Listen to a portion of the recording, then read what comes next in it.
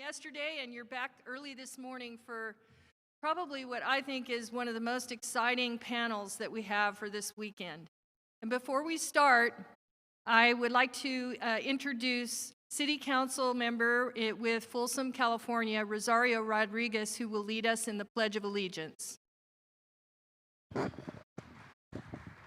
Good morning. Please stand. I pledge allegiance to the flag of the United States of America and to the republic for which it stands, one nation, under God, indivisible, with liberty and justice for all. Thank you. Thank you, Rosario. Thank you, Rosario.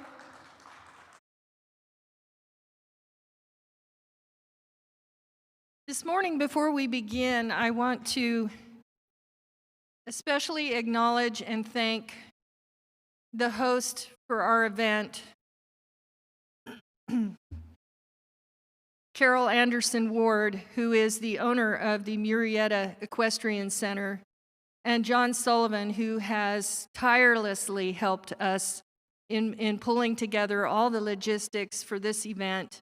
And I believe John is in the crowd somewhere. I'm not sure. Oh, hi, John, and would you stand? Let's give John a hand. I don't know if Carol is here. Is Carol here? I don't know if Carol is here. And it's hard to see that far because my eyes are giving out on me these days. So this has been an amazing weekend. And today's our last day, and the sun came out, and it's warm, and we don't have that Sacramento Tule fog. And so, we're so blessed. I feel so great.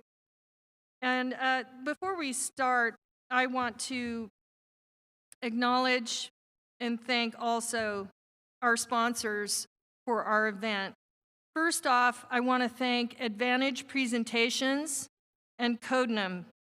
These are the individuals who, in a moment's notice, created a website. They did our webcast. They have managed our live stream in the midst of a lot of censorship and opposition in helping us get the word out about our event. They were nimble. They are experts, and so we have to give them a huge hand. This is what made it possible for all of you that are watching in from live stream.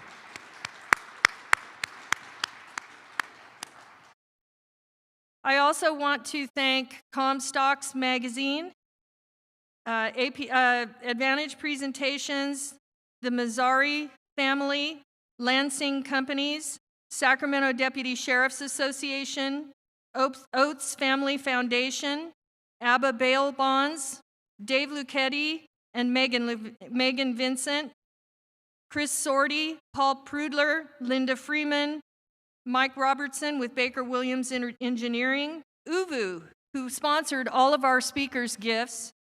And for those speakers who are remote, we'll be sending them their gifts after the event. Desi's Beef and Bread and Beer, which is a company in Orangevale that also was key in helping us get these wonderful speaker gifts, the business card for life. Get on the Map, Mike Romatasi, Brian Witherill, and I want to especially thank some very generous anonymous donors who, without them, we would not be here.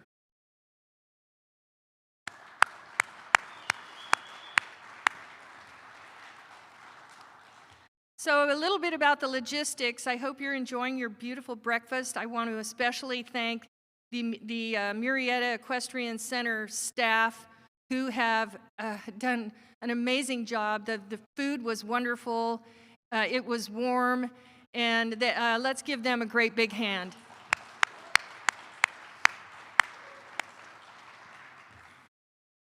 So we have two amazing speakers for our economic panel this morning.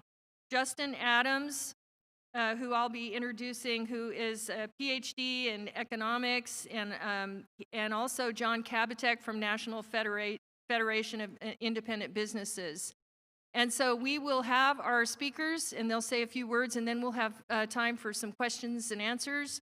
So I just will open by saying it gives me great pleasure to introduce Justin L. Adams, who is the president and chief economist of Encina Advisors, an economics research and analysis firm based in the city of Davis.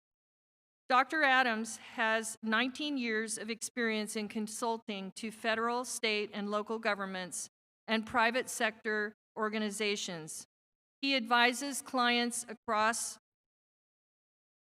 the variety of policy areas, including taxation, utilities, energy, natural resources, transportation, higher education, and regional economic development. His projects, which have included estimating economic impacts of California's cap and trade programs and of proposals to impose state sales taxes on services, generally combine on-site interviews with intensive data analysis. Prior to Encina Advisors, Dr. Adams spent 6 years as an economist with RAND Corporation in Santa Monica and worked at Sacramento-based management consulting firms. He has held positions in California state government at the California Governor's Office of Planning and Research, the Department of Housing and Community Development, and the Department of Transportation, Caltrans. He received his PhD in business with a concentration of political economics from the Stanford Graduate School of Business. He also received his AM in political science and his AB in economics and political science from Stanford. Dr. Adams currently lives in Davis with his longtime partner and their 3 cats. He spends his spare time cycling and serving on boards of the Sacramento-Stanford Association and Davis Arts Center. Please join me in welcoming Dr. Justin L. Adams.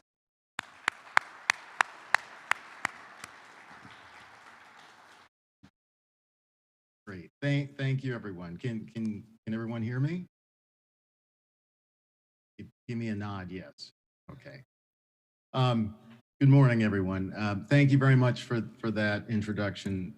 Much appreciated. My apologies for not being able to be there in person today. Some last-minute logistical issues caused some problems. And so again, I apologize for that. But let me first start out by thanking the organizers for the ReOpen California Now conference. Really for putting on this event. I think at a time like this when we're facing indefinite stay-at-home orders, I think it's incredibly valuable that we have a forum where we can discuss, why it's so important to reopen California's schools and businesses now, and do so in a safe and responsible manner. Also, I think it's incredibly important that, we actually have a forum that demonstrates that you can do this safely and responsibly. So I wanted to begin today's panel by giving a little bit of background on the state of the California economy that businesses find us in today. And I thought that maybe presenting 2 quotations would help sort of frame the discussion. And so let's start. Hopefully, I think you can see it. You can all see my slides.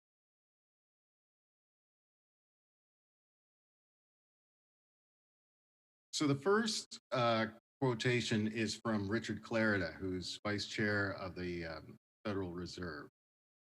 And he states, in the first half of this year, the COVID-19 pandemic and the mitigation efforts put in place to contain it delivered the most severe blow to the US economy since the Great Depression. And, those are pretty strong words, but they do reflect the fact that the government shutdowns and a lot of fear and uncertainty on the part of consumers, resulted in significant damage to economies across the world, and including California. And, one might think that given the severity of the recession, that policymakers in Sacramento would express a great deal of urgency in reopening the state's economy. Um, the state has historically had a lot of experience with boom and bust budgeting because of business cycles driving volatile tax revenue. And so you would expect, certain an amount of concern and urgency expressed by state policymakers. But instead, the um, the sentiment that we're getting is a little different. And here's a quotation from Dee Dee Myers, who's the new director of the Governor's Office of Business and Economic Development. And she stated, and this was in December, we all understand that we can't get businesses back going again until this virus is under control. Now, a statement like that probably wouldn't have shocked me back in March or April. Back then we really had no idea what we were really facing as far as the pandemic is concerned. But, given that we're hearing that 8 to 9 months later in December, it is somewhat surprising. So let's dig into the data a little bit and see what's happened to the California economy and see if we can understand, see if we can make sense of these two statements. So this first slide is from this shows economic growth, so GDP, and this is from the U.S. Bureau of Economic Analysis. And what this shows is that basically in 2019, the U.S. economy, California economy were bouncing along nicely. The U.S. economy, so these are quarterly. This is growth rates per quarter, but these growth rates are annualized. So essentially, in 2019, the U.S. economy was growing, between 1.5 and 2.9% for the year. The California economy was stronger, growing between 2.6 and 6.6% during the year. Then we get to the first quarter of 2020, when the pandemic is really starting to take effect. You see 4 to 5% negative growth. So that's where the recession is first kicking in. And then it just plunges in the second. So 31% negative growth. And so those numbers are shocking, and those are comparable to what you might find from the Great Depression. So Richard Clarida was correct in that respect. He then also went on to say, though, that this recession might be notable, the COVID-19 recession might be notable for just how fast the recovery was, because it's kind of unprecedented. And we see this in the third quarter of 2020 with growth rates of 31 to 33%. So it's kind of shocking. I'm not sure a lot of people really expected to see that kind of snapback that fast. That growth was also, well, the severity of the recession and the growth is reflected through unemployment numbers. And unemployment can be a little misleading, but this shows that in 2019 to early part of 2020, California, the US were humming along, historically low unemployment rates, around 3.9% for California, 3.5% for the US. And then the pandemic kicks in, you have stay-at-home orders, and unemployment just bumps up to 16.4% for the US, for California, 14.7% for the US. Then, as gradually the economy starts to reopen, and actually, as you find that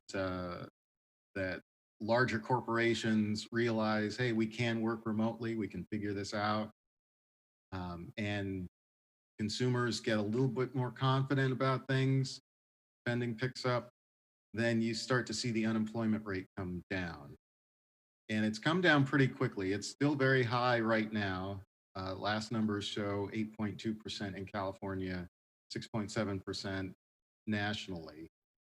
But the snapback has been pretty surprising. Now, the strength of the recovery, you can see it um, in a number of different statistics. A lot of these are tracked by Sacramento analysts, the folks that are planning, uh, that are tracking revenue and planning future budget.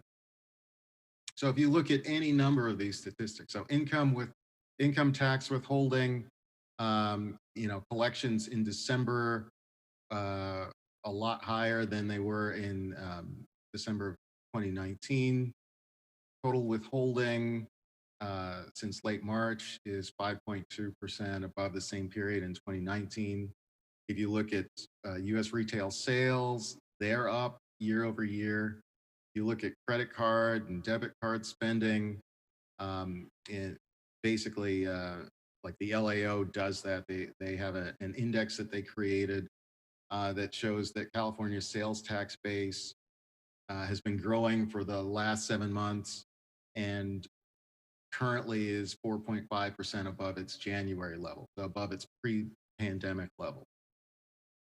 Home prices are up 9%, above year over year growth. Home sales are up, new business creations up.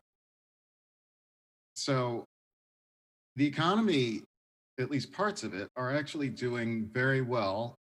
And this gets reflected in state revenue. And this really is the chart that I think kind of explains why we're not seeing urgency on the part of Sacramento policymakers. And that's because there's no crisis in Sacramento. So this legislative analyst office put out a revenue forecast in November showing expected tax revenue for the next couple of years. For 2021, so our current fiscal year,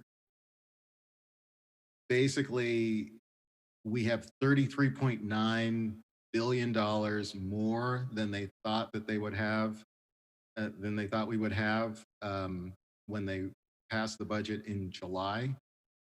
We actually have $1 billion more than what projections were telling us pre-pandemic.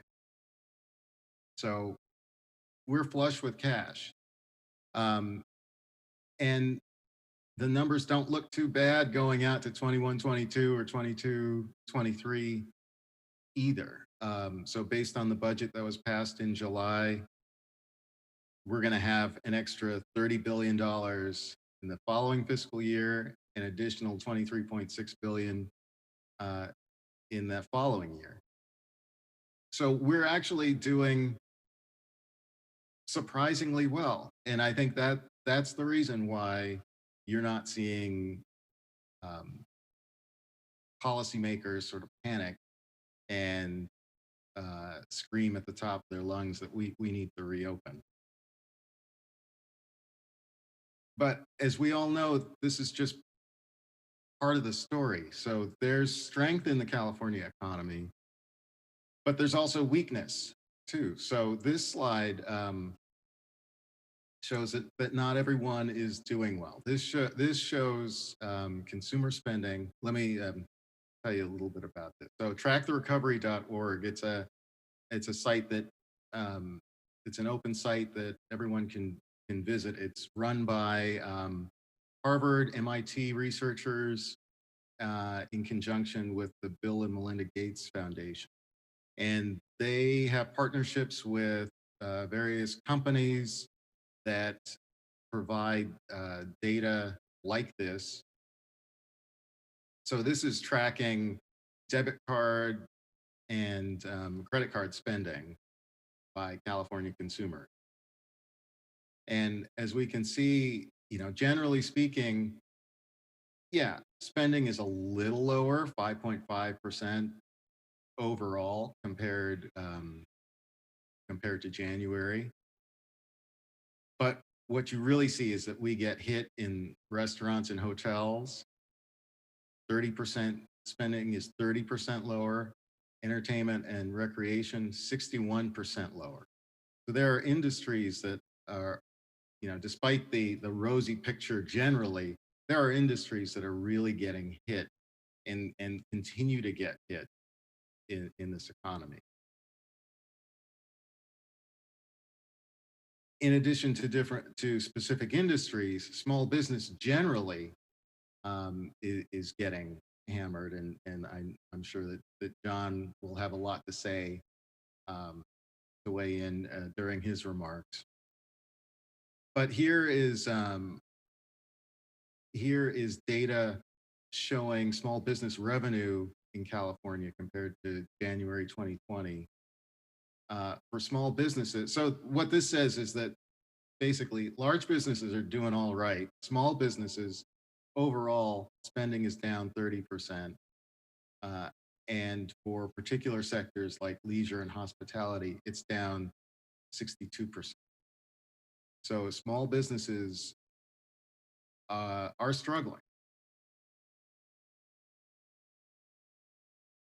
The next slide, this is one where the researchers were actually able to capture, this is like transaction data. So they're tracking whether or not small businesses are actually reporting financial transactions.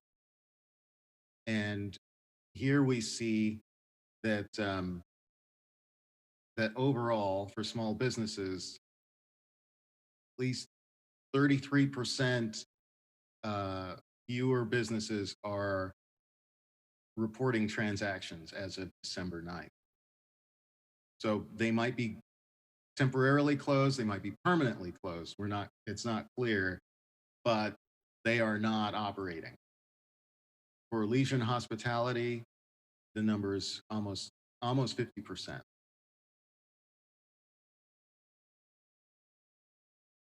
Now, you might ask, okay, so, could California do anything different? I mean, it's a global pandemic. All economies are getting hammered.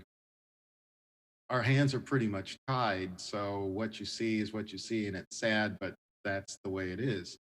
Well, it turns out that's not the way it is. Researchers at Chapman University actually put together an interesting index, an indicator, where they were able to measure. They looked at 8 different types of mandates that the 50 states have put out since March.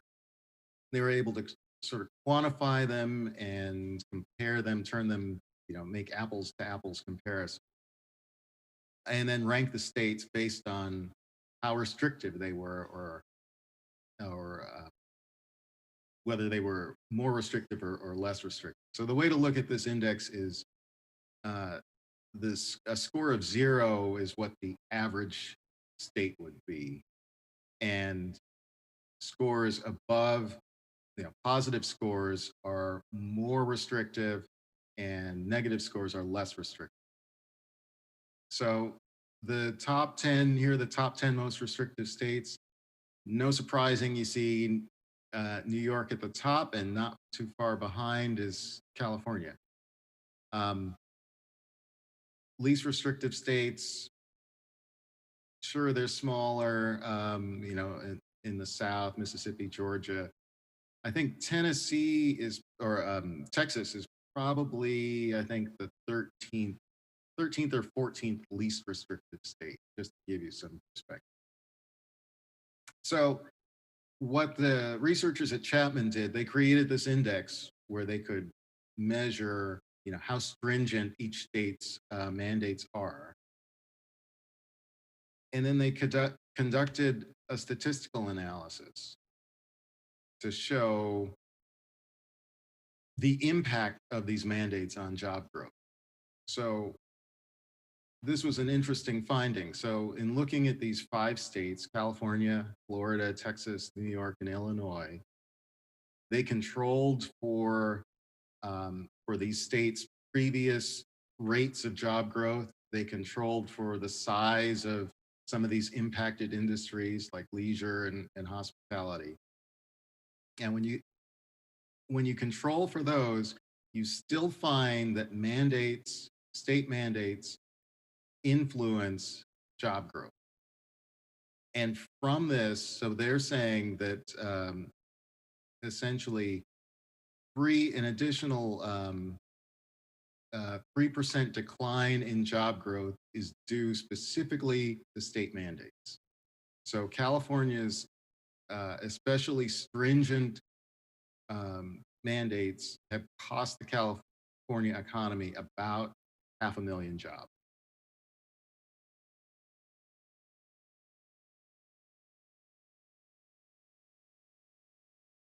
So now we start to look forward. I mean, that shows that kind of gives the landscape of where we are today. Now we start to look forward. The US Census Bureau has done some interesting work. They're doing regular surveys of small businesses to understand how they've been coping with COVID. And from their survey, 37.6% of California small businesses say in the next 6 months they're going to require additional finance. And that is 7 percentage points higher than the national average. Also, in the next 6 months, 6.3% of California small businesses surveyed expect to permanently close. And that's 1.6 percentage points above the national average. So that's looking at small businesses. Employment, I told you that the unemployment rate is kind of a tricky number because it sort of hides things. But as of November, there are 1.5 million unemployed Californians. And that's an increase of almost 800,000 since November.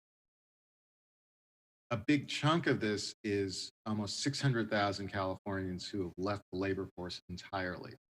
And that's what the unemployment rate doesn't show. The unemployment rate captures those who are still in the labor force looking for jobs. But if you're discouraged and you stop looking for work, you don't get counted in the unemployment. So this is the final slide, and I hope it'll sort of kick off, help spur some of the discussion for the remainder of the panel. But there are a number of questions that are going to drive how California businesses get through the next few months and the next year. And what the impacts will be on the California economy. So, right, so far we've seen that economic impacts have really been concentrated in a few areas. So restaurants, entertainment, hospitality. If the shutdowns keep going, will we see this spill over into the larger economy? And then start affecting state revenue. We have a ton of uncertainty. No one knows when the pandemic will end. We're currently starting to roll out vaccines. We're behind schedule, and the virus isn't really letting up. We're seeing surges. We are seeing mutations. So we're not sure if we're going to be here in another year talking about this still. There's also uncertainty there's less uncertainty as far as the federal government providing additional financial assistance because they just passed another stimulus. But it's not clear that we can keep doing stimulus packages year after year. And you see that they're getting smaller and you see that they're getting more restrictive. And, quite frankly, you can only add so many more trillions of dollars to federal debt. So until the appetite for that runs out. As far as state policies go, that the real key is that we've seen that mandated shutdowns have worsened the severity of California's economic outcome. So, but the question is, can we influence state policymakers to kind of change direction? Can we do that without before state revenues start to shrink significantly? So with that, I will hand it over to John, I guess. Thank you, Dr. Adams. That was very enlightening. Thank you. And I'm sure we're going to have questions at the end, but at this time I just want to, before you go, I know you're going to kind of remain behind, Dr. Adams, but I wanted to let you know that for you and for John Kabatek, we have a wonderful gift to thank you for being here at our conference. We will be sending your gift since you're here remote, but we will be sending you the UVU business card for life. And it's a business card that has a QR code and you can just stick it up to someone's phone and it uploads your contact information, and then you can control from your own website location the information. So if you change your job or you want to change your contact, you can control that online. And so you'll never have to buy another set of 1,000 business cards again. So we want to thank you very much. You'll be receiving those by mail. And at this time, I want to introduce my good friend, Supervisor Don Wagner from Orange County, who will be introducing John Kabatek with National Federation of Independent Businesses.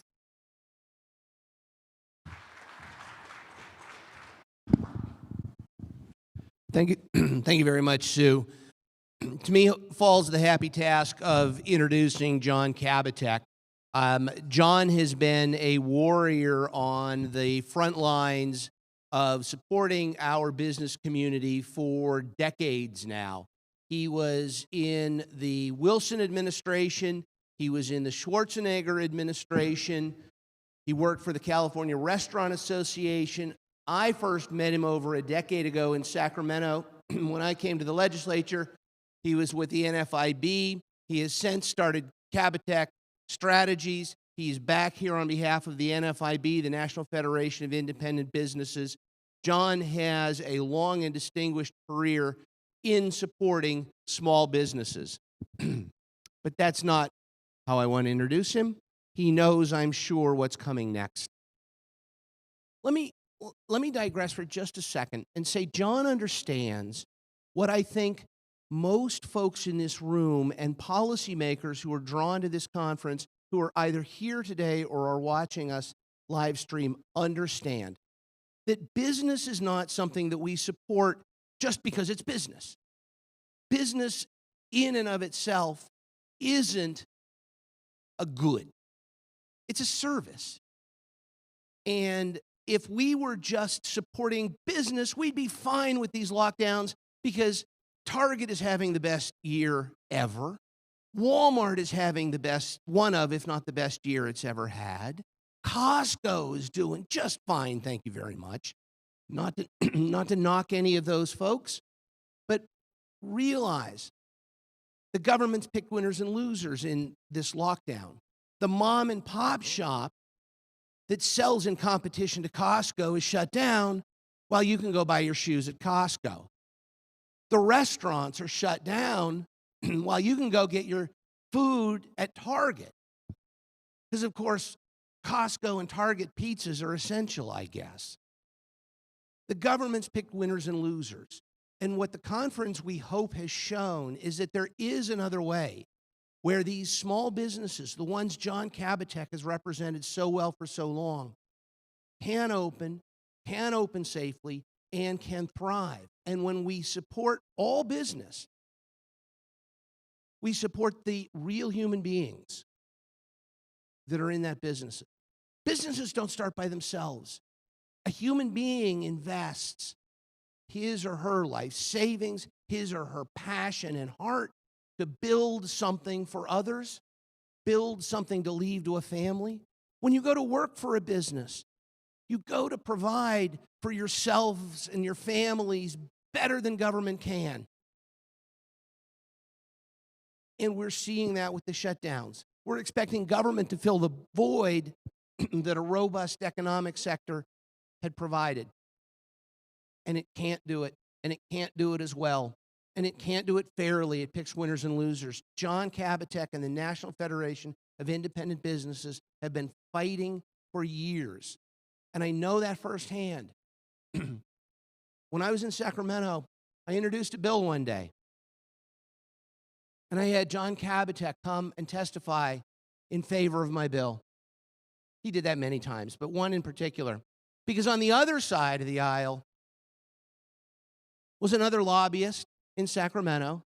Great guy, honestly, but he was opposed to my bill. It's John's brother, Brian. So I had the two Kabatek brothers at the witness table opposed to me, and it was my duty to introduce John. And I did then, as I will now, introduce to you Mrs. Kabatek's favorite son.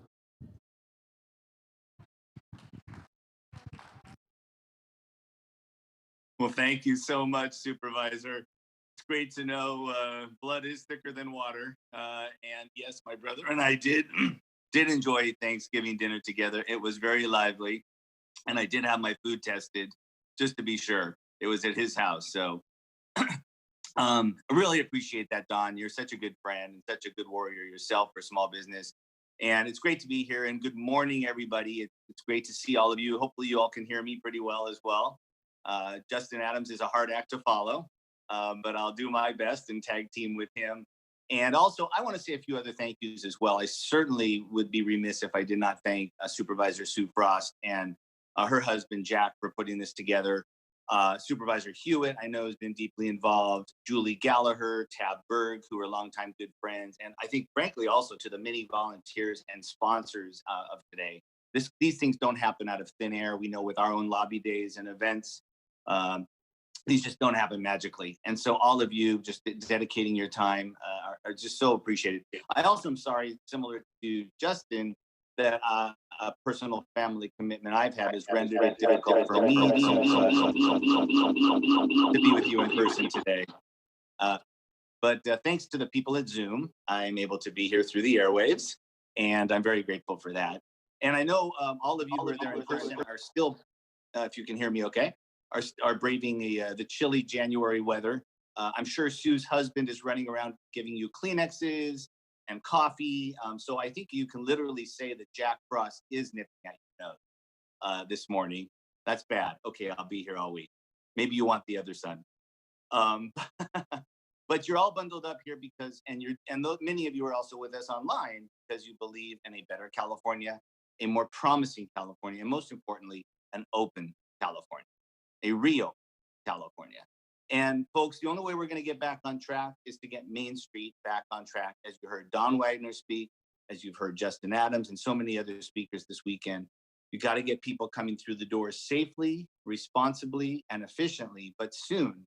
And when you see that, our economy and our jobs market is going to hum again. Because as Justin said, it can't be relied upon PPP loans and some one-time monies, which are appreciated, but there's got to be a regular, steady cash flow.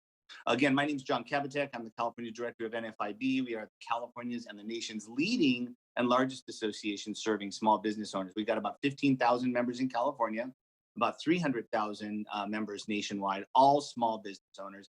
The cool part is we're a California-born organization. A guy back in 1943 was a member of the U.S. Chamber. And while we have great relationships with all chambers, even back then, he said, we need an organization that specifically speaks to small business, speaks to the mom and pops. And boy, it's never rung true more than it can and has today. Our mission is quite simple. It is to protect the right of our members, our small business members, to own, operate, and grow their business. And again, so much of those three things, own, operate, and grow, are imperiled today, which is why I'm so glad you're all gathered this weekend to discuss how do we get the Main Street wheels rolling again. Because without it, not only, I've said this, Justin and I were talking last night, but Don Wagner just mentioned it, hinted up on it, so many others. Not only when small business is thwarted and stifled, not only are millions of small business owners stopped in their tracks without hope, not only are even more millions of people, employees, unable to feed their families, but this is the important thing to remember, folks. It is important for our elected leaders to realize that our public services simply won't function. Who do you think subsidizes the broken streets and the potholes out there?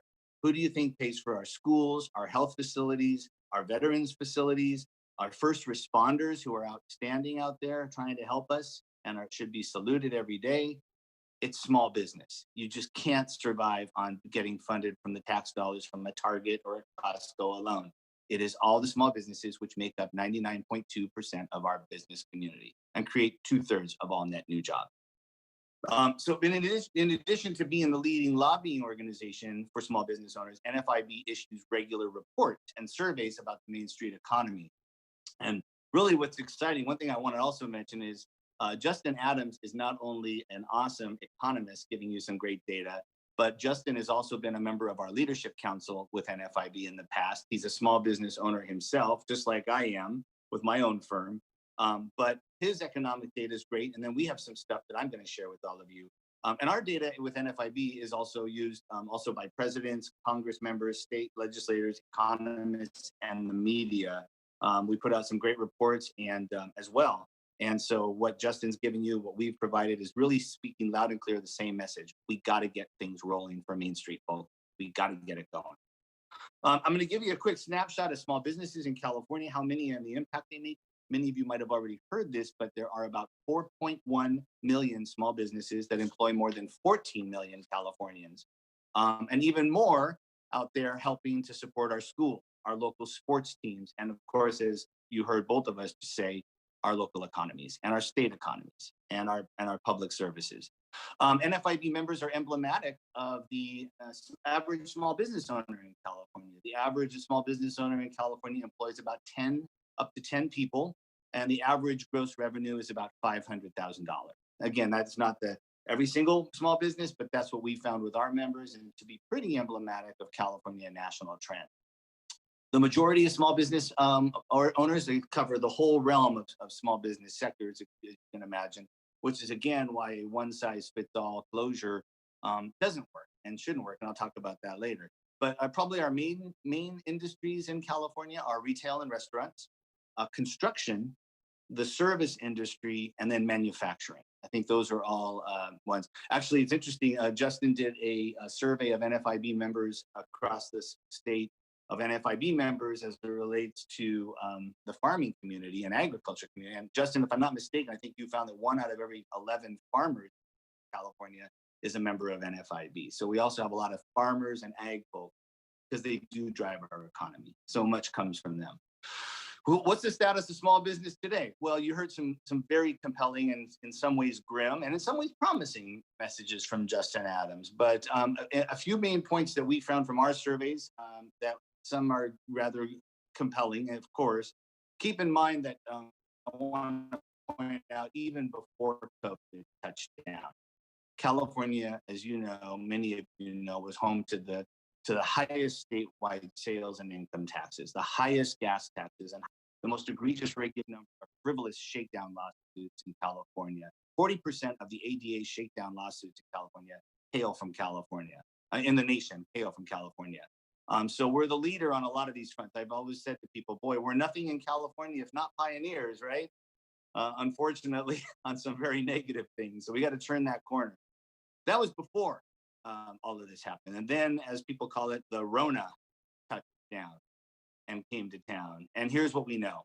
NFIB's chief economist is a guy named Bill Dunkelberg. And Bill said, we call him Dunk, but Dunk basically said that while some industries and sectors are doing well, again, you heard Justin talk, and surely there are some that are holding steady, many others in California and the nation are not doing well.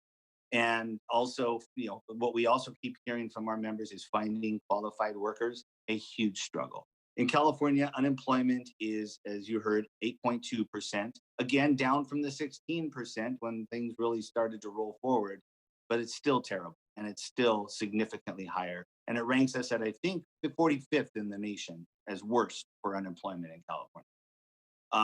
or as progressives might say, best for unemployment. So, but 8.2 is not good, and we got to fix that. Since March, NFIB, we've been surveying our members since coronavirus started. We've been surveying our 300,000 members, and they've told us the following, both here in California and nationwide. If economic conditions don't improve in the next month or two, 1 in 4 small business owners is going to be forced to close their doors. Another 20% are actually going to be forced to do so within the 12-month period. My next door neighbor, Jot Condi, who's the president of the California Restaurant Association, who also I know felt bad he had a logistical issue, could not be here. But Jot just told me a couple of days ago when we were talking, 6 feet apart, I promise. But Jot did tell me that their initial projection when things kind of rolled forward with coronavirus was that 1/3 of California restaurants are closing their doors and having to do so.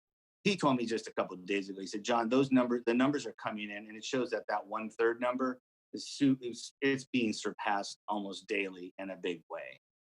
So, 1 out of every 3 restaurants, 30% closing their doors, or if not more, that's going faster than projected.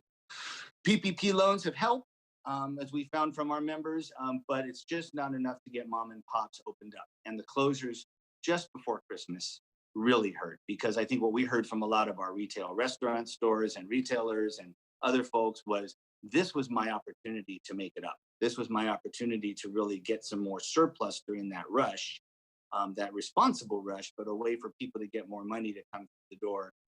And that was very tough. The numbers that we found in terms of PPP loans is pretty significant. I mean, a little bit different that we found from ours, from the census data that Justin, I know, gathered, and that was the census data, not just. But what we're finding with small business owners versus government is telling us is this: 72% of our members have already received PPP loans, 90% have already spent it, 52% have told us that they need more, and 44% have told us they absolutely would apply again with this next round. Interestingly enough, another number we found is that, and I'll be sure to share this out with all of you because there's some good data here in writing. But interestingly, 82% of our members have said that they haven't yet applied for state or local grants or monies. So they've really been working hard to try. Most of them have gotten PPP loans, spent it, they want more of it, and they're ready to apply. We also have what's called a Small Business Optimism Index that we put out every month. And we have one for the month of November. The one for December will be coming out actually in about 2 or 3 days. So check out our nfib.com website or contact me. I can make sure we get that to you. But we put out a Small Business Optimism Index to see, like, how y'all feeling out there? What are our small business owners feeling? What is your mood? What is your optimism? Is it up? Is it down? Well, kind of a mixed bag.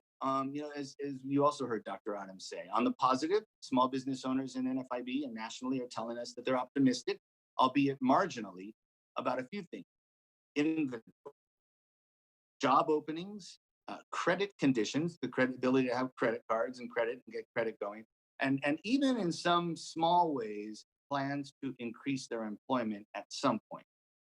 So again, they're positive about inventory, job openings, credit conditions, and even plans to increase employment at some point.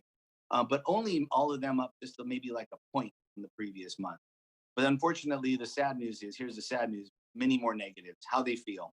With the largest negative being expectations for the economy to improve, down 19 points from the prior month, 19 points, almost 20% down in terms of a small business owner's expectations that the economy will improve.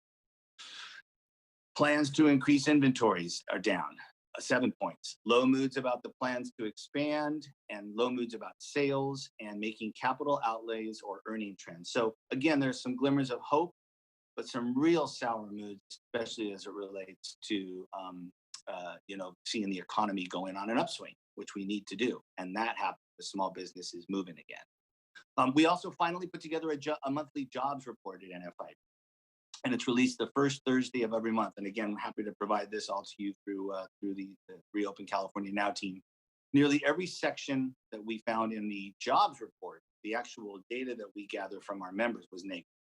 Job openings, hiring plans were down, compensation were all down. So as economist Dunkelberg had said, as Dunks has mentioned, and I quote, finding qualified workers for open positions has only gotten worse as the pandemic has caused an even tighter labor market. We need a surge in the labor force, which would be welcome for small business. How do you do that?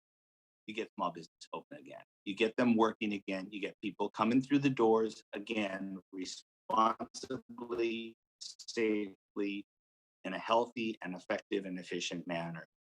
I'm going to just kind of pivot now to that point, which is the main priorities for members, NFIB members in this COVID era are threefold. Number one, continue to get them the funding to get the hole out of the hole that they're in. PPP, state grants, whatever, but they're not, as you heard, they're not excited or at all interested and have an appetite in accruing more debt. Fortunately, there's another infusion and applications for the $500 million in grant funding for small businesses available from the PPP side of things. And the governor himself did expand the small business relief grant by an additional $575 million this to bringing that to a total of $1 billion. And I do know that the local electeds and others are trying to do their part to find some local dollars to really make sure that small businesses can access those local amounts. But again, what we found in there's a lot of small business owners either don't know about or have yet been accessing any local grant or funding monies. But small business owners, again, I repeat, have told us repeatedly they don't want to be in more debt. And for many, this is a Band-Aid. This kind of money is much welcome, but it is still a Band-Aid for a very gaping wound. How do you stop that? How do you put a big gauze over that gaping wound? You make sure you resume customers walking through the door with regularity so there's a more predictable cash flow that the small business owner can do to court business to come through the door. That's how you do it. The second big priority for small business owners is liability protection. I'll talk about that in a second as well. But California, as I said, has already been home to the most ADA shakedown lawsuits. And I know a lot of you here in Sacramento have witnessed that over the years. There have been some fixes, but there's been still a lot of continued pervasive problems around the state. John Wagner can tell you plenty of stories about that, probably from his years on the judiciary, and also has been a champion trying to fix that. Proposition 65 lawsuit, these private attorneys general act lawsuit. This is the next freight train, is the COVID-19 workplace lawsuit. We know law firms, we actually are aware of law firms that have been actively recruiting and lawyering up to sue businesses. Don, I can tell you, my brother actually has not been one of those. He's actually been a bit on our side trying to sue the state for continuing to impose on restaurants in particular fees and assessments while they force them to shut down. So I think, Don, you had some success in helping my brother see the light over the years. But on the flip side of that, many law firms, if not more law firms, are already lawyering up, and they're recruiting individuals, young lawyers, to sue businesses. It's a big problem. The third one that we hear from our members, and not in any particular order, open up Main Street. We need to stop placing the blame and the major restrictions on small businesses. Our public leaders here in California and nationally have repeatedly made it clear, and I know I'm preaching to the choir, that social gatherings and other areas like that, not the small businesses, have been the main hub and the main source. We can do this, and we can do it responsibly. And that's going to bring me to my last comment. It's kind of like I was asked by Don and Sue Frost and others, and frankly, we hear it from small businesses. What is it that you guys are recommending? What do you think is going to help? Okay, you're all about these problems. Well, there's about 3 or 4 things that we are calling upon our leaders to do and ask you to give some thought to. First of all, the one that I think our government and leaders need to do, which was really never done from our statewide leaders at the outset, was involve and talk to the individuals and experts within our leading industries, our number one, or maybe our top 15 to 20 job creator industries, to tell us what makes them tick. What are their specific protocols, their procedures, their processes, their approaches for creating safe and efficient operations for employees and customers alike? Look, an automotive service business is markedly different than a bakery or a hair salon or a restaurant or a retail store.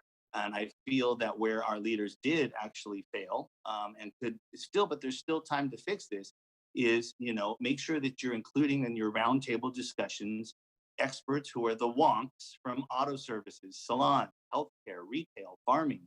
Get those people to talk about what makes work, not necessarily the number ones. Get their 3 or 4 level who actually know what those restrictions, those OSHA issues are.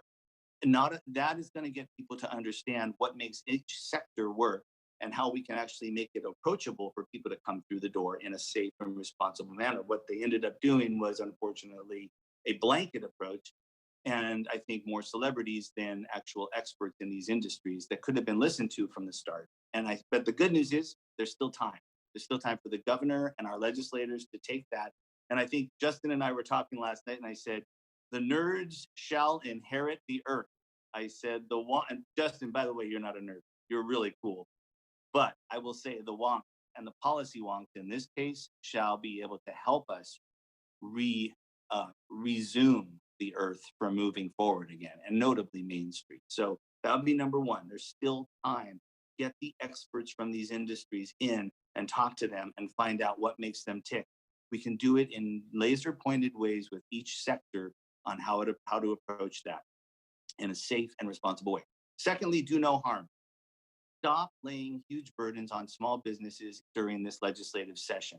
Unfortunately, the legislature and our policymakers didn't learn that. Last year was supposed to have been the year of helping Main Street and helping get people moving. And instead, what did we get? We got more employee leave laws. We got more workers' comp liability. We got more let's play gotcha with small business owners. That was supposed to be the year to help mom and pops get out of the hole they're in. It was ridiculous, and it was frankly insulting. Only 2 bills made it to the governor's desk that were remotely positive, which we did support. But that what I would say. So, and then secondly, I would say stop and let's press the pause button on AB 5. Minimum wage, privacy laws, and more. Let's stop keeping new workers' comp liability, employee leave laws, but let's push the pause button on AB 5, minimum wage, privacy laws. Let's help them get out of the hole they're in. And then third and final, I certainly hope I have a little bit of time here. Tell me if I'm running forward. I see somebody at the podium, so I don't want to keep babbling. I had just a couple final thoughts. Am I okay on time? Just a little. If you All can right, I'll just keep it going. begin to wrap up, and then we'll just only have a short time for Q&A. Okay, cool. Yeah, if I heard you correctly, I'll wrap it up. Third is we just liability protection. NFIB has been a leader in trying, as I mentioned, we tried to spearhead legislation last year that would provide safe harbors for small business so they're not shaken down by lawyers. We're going to go back at it again, but the third would be liability protection. And then fourth, our local leaders could do, just like Sue and Don Wagner are doing, give consumers more confidence that they can come back. Don't scare them away, give them better tools to know about the businesses. We can do that by letting each industry sector do a better job of how they can run things. And then help them, help encourage through local chambers and other groups, sales and discounts, and like small business Saturday type campaigns, we can get people moving back. So I think we can do it. We can do it responsibly. We can do it healthy, safe, effectively. Small businesses are the ones that support our public services. I hope our policymakers understand that. And if they're shut down, our statewide communities and our state services are shut down, not to mention, oh yes, by the way, millions and millions of small businesses and working California. So we can do it again. Thank you, Sue and Jack and everybody else for being involved here, and the Equestrian Center for hosting this, and happy to talk. Thanks for letting me babble. Whoa, thank you, John. That was, And that's my final answer. you bring information that's helpful to kind of give us the big picture view, and we appreciate that you're able to be with us here today. And I understand we have some airline flights pending, so we only have time for a couple questions. If you have a question, please approach the microphone quickly. And in the meantime, I'm going to just ask John and Dr. Adams. There are some small businesses who kind of slip through the cracks. There are those businesses that work from home. They may not be a member of NFIB, but they were deemed essential. And through the through the closing of COVID, ended up not qualifying for PPP or unemployment because they were deemed essential. An example would be the home health care workers or home child care workers who have really struggled, and there are others. Can you comment on that sector and the impact of COVID on them.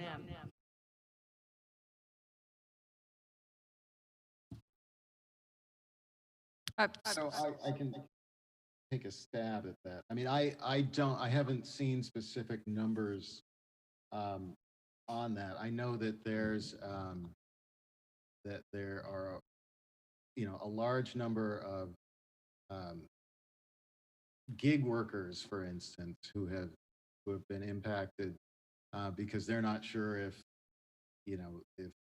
as independent contractors, essentially, are they eligible for unemployment? Are they eligible for PPP?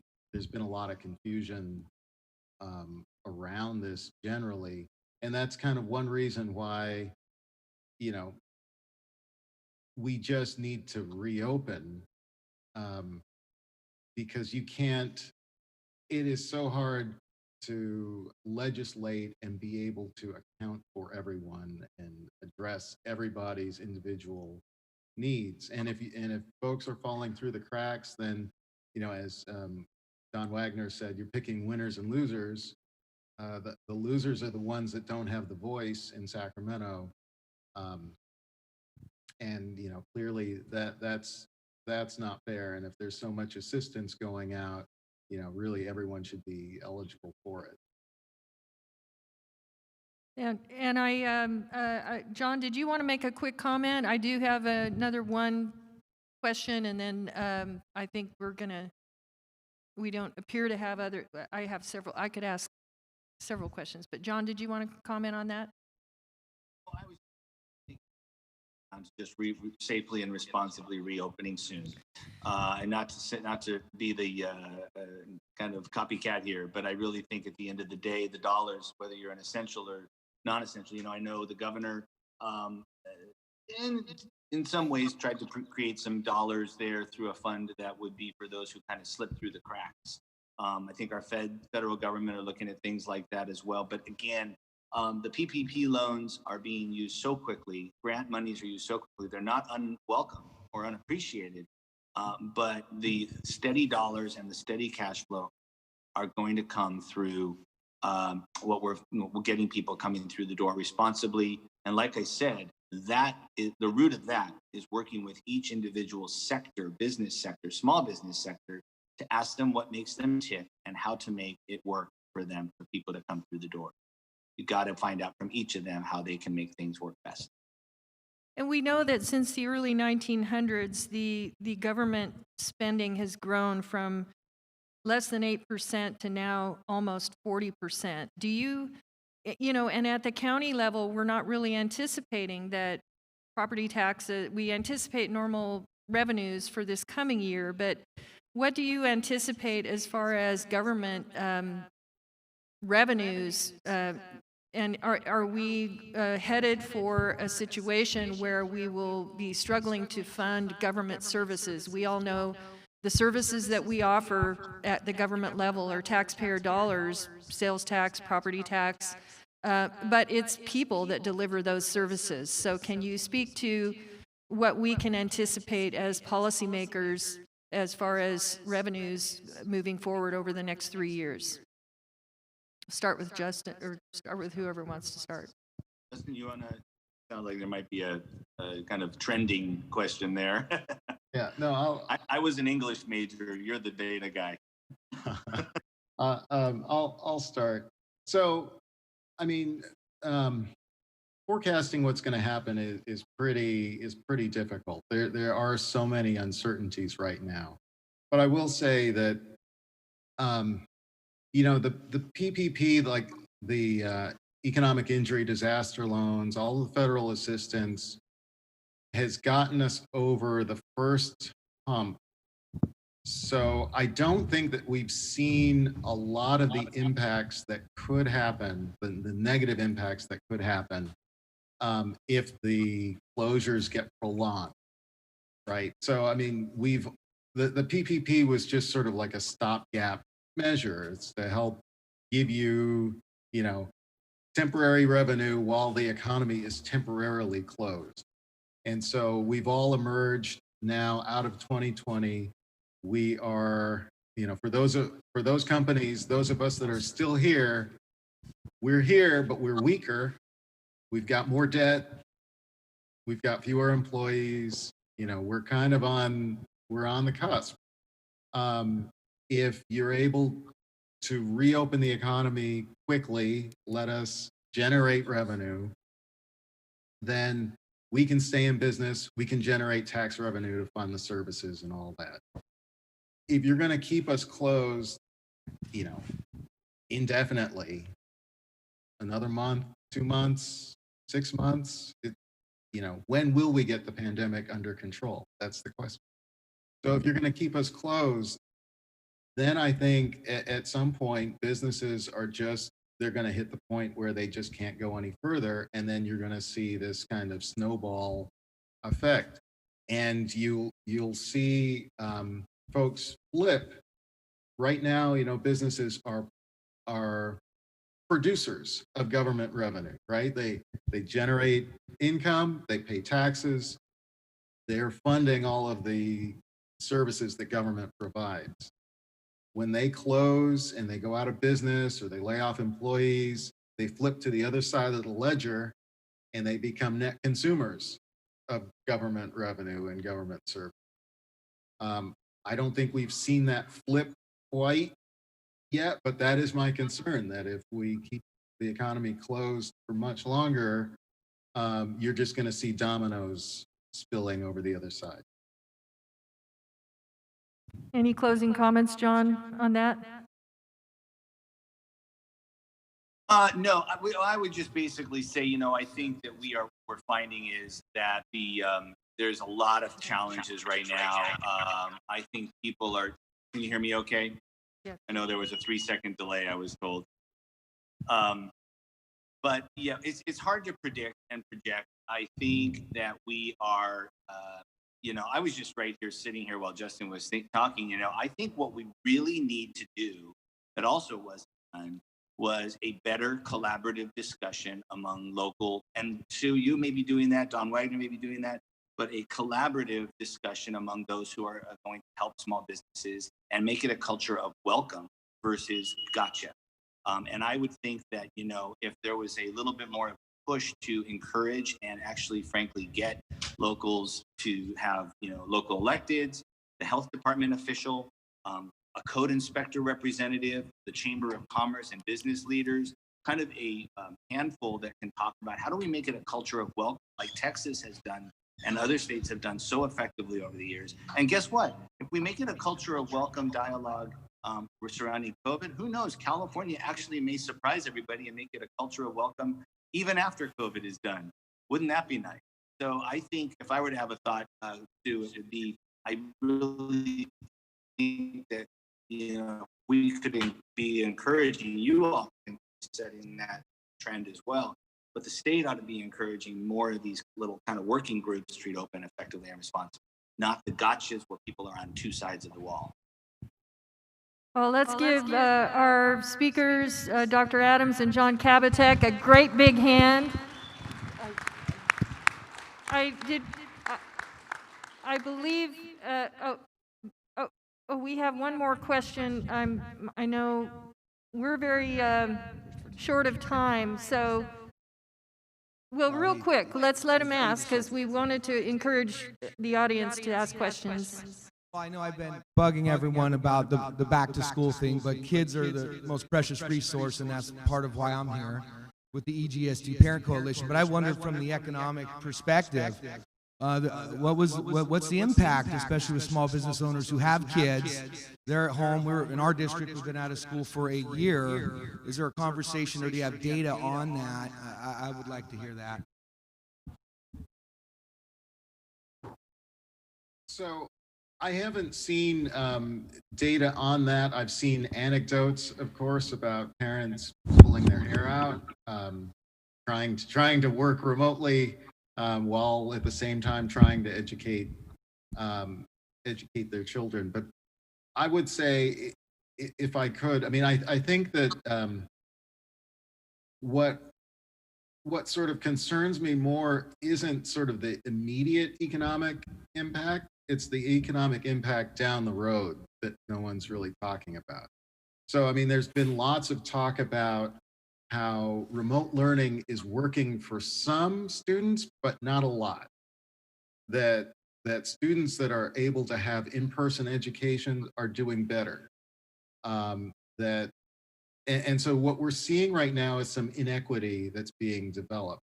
And potentially there's an entire generation of students that's going to be impacted throughout their lives going forward, right? If their education in these crucial years is subpar, you're putting them at a disadvantage for the rest of their lives. And that's going to impact our economy in 10 years, 20 years, 30 years, because you're really stunting the potential of our future work.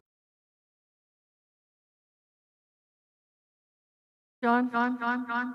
Yeah, I would just look. I think coming out of this, I think the stay-at-home model is going to be one that is a lot of businesses are going to use, and with that, a lot of at-home and distance learning. We're looking at this era there that's coming out of this, kind of like post 9/11 in some ways. We're seeing there's going to be models of things, or post World War II. There's going to be things coming out of this that are going to be models, new models, and in some ways, perhaps some very real positive ones. But I think again, as it relates to distance learning, as it relates to parents and small business owners working from home, or who are going to have to work from home, we need our policymakers need to be encouraging technology companies and technology specialists to stay in California, not exit like Hewlett Packard, Oracle, Tesla, and others. We need to encourage the spurring of technology in California to help our small business owners who will be using this new model. And actually, we should be turning to other things like our local community delivery companies and messenger and courier companies, folks like that that are small businesses that can do more to help make sure we're getting speed to market to and from the customers in creative ways. So we want more people to get back on Main Street, walking through Main Street. But for those who are like you, sir, at stay-at-home parents, and we see this issue and the impact, how can we also, I think my thinking is more, how can we support those small business owners and employees who are going to find more and more of this model, an acceptable one, but one where we need to support. And that's with technology and with helping with like local things like local delivery companies. And I think that whole logistics side of it. Great. Dr. Adams and John Kabatek, I'm sure ReOpen Cal Now is going to be reaching out to you for advice on how we can carry this conversation forward and keep our policymakers and our citizens informed. We want to thank you so much for taking the time to be with us today at our conference. Let's give them a big hand.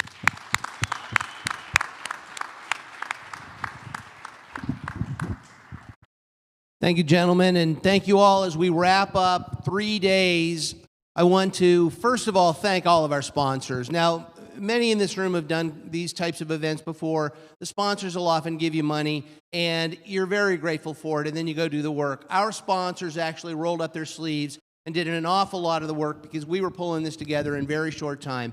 So thank you so much to the sponsors. Thank you to those that are here and to those that are watching online. If you are a policymaker, the ideas that came out of this conference are meant to inspire you to take the conversation out to the public, take the conversation to your fellow city council members, your fellow supervisors, your mayors, and say we are hurting our citizens.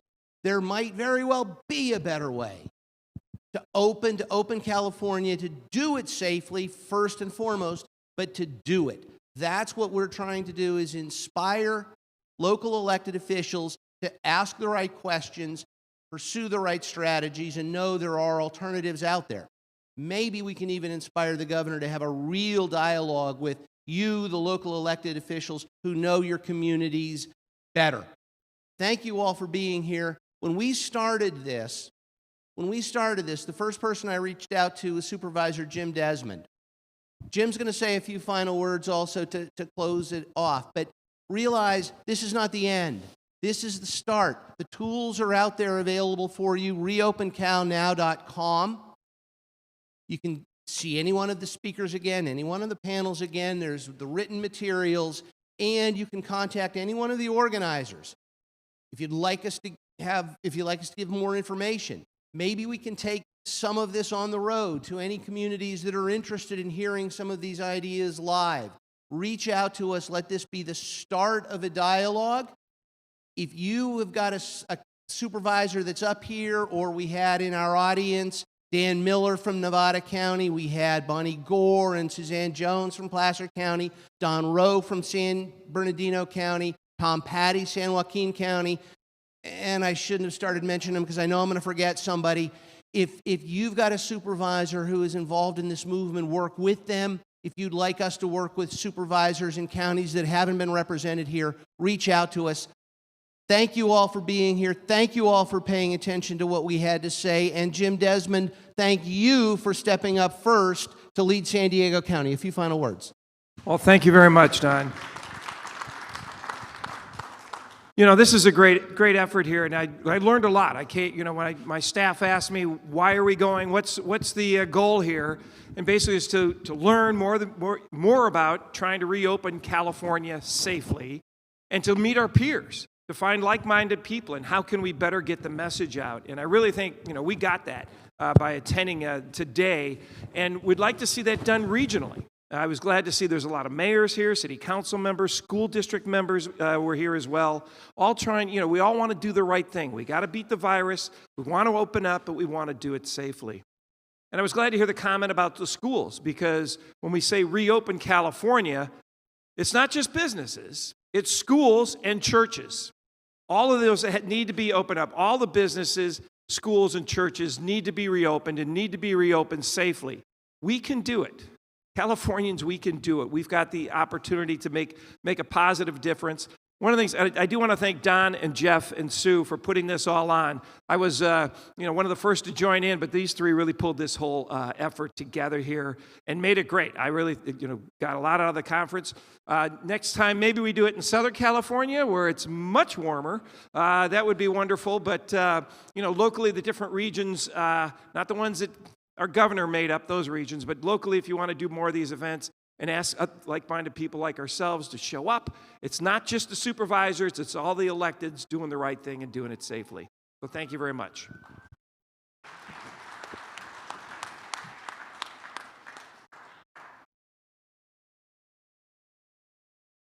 Hello, can you hear me? Yeah.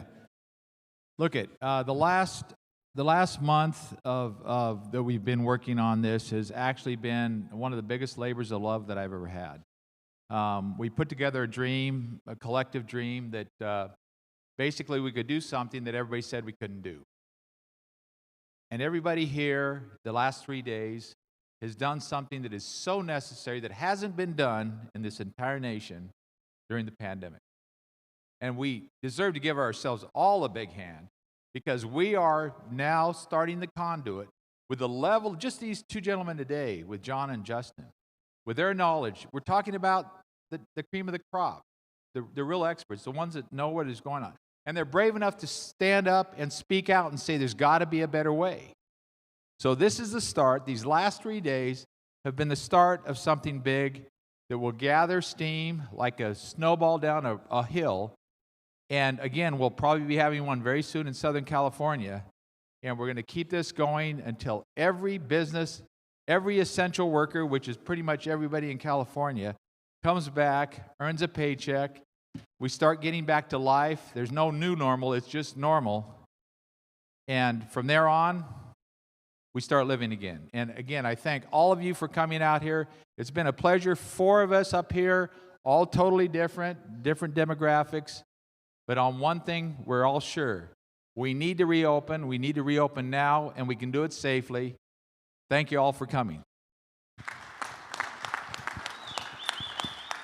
Well, this is the conclusion of a pretty exciting weekend, I'd say.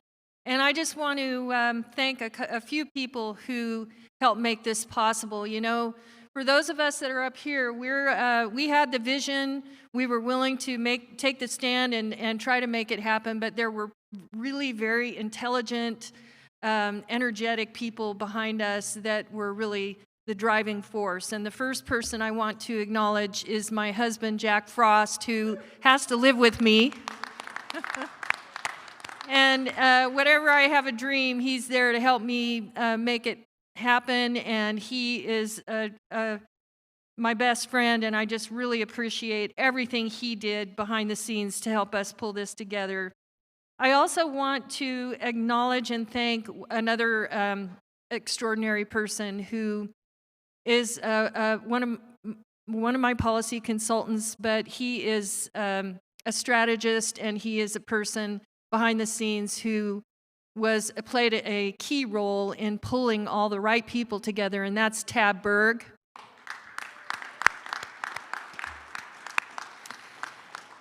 There was another person who managed the media so well, Boomer Shannon. He was on our team. Boomer was just amazing. He had us all running around to different spots and kept us masked and social distanced, and I gotta thank you, Boomer. Julie Gallagher was our event coordinator, and she did an amazing job keeping us calm under fire. We were all, we put this together pretty fast, and it wasn't easy. And also, you know, my chief of staff, who I would be nothing without. He's my kingmaker. He makes me look good. So thank you, Matt Hedges. He didn't want to be acknowledged, but I had to. The team, Rachel Laura from Dawn's camp, Boomer from Jeff's camp. We even had help along the way from Jim Desmond's team, Miles, and Darren. Yes, so we worked really well together, and I'm excited, looking forward to moving forward. I want to especially thank all the volunteers that are here. The volunteers worked all weekend, made sure all of our needs were met, and we couldn't have done it without them. And then lastly, I want to thank you for being willing to come out to an outdoor conference. This was amazing. I want to invite every policymaker in California to join our effort.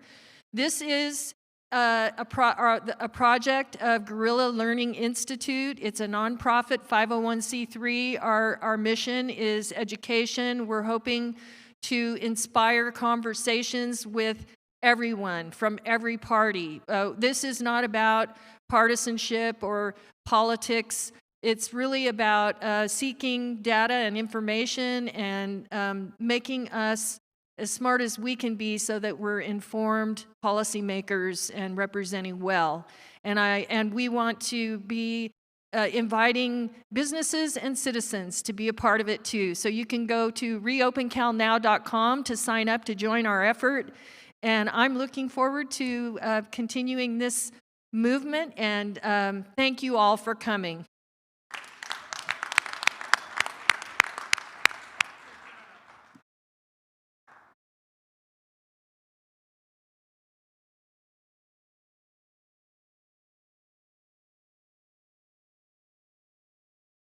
Yeah, if there are any energetic folks in the audience that might be willing to help collect linens from tables, we sure would appreciate the help.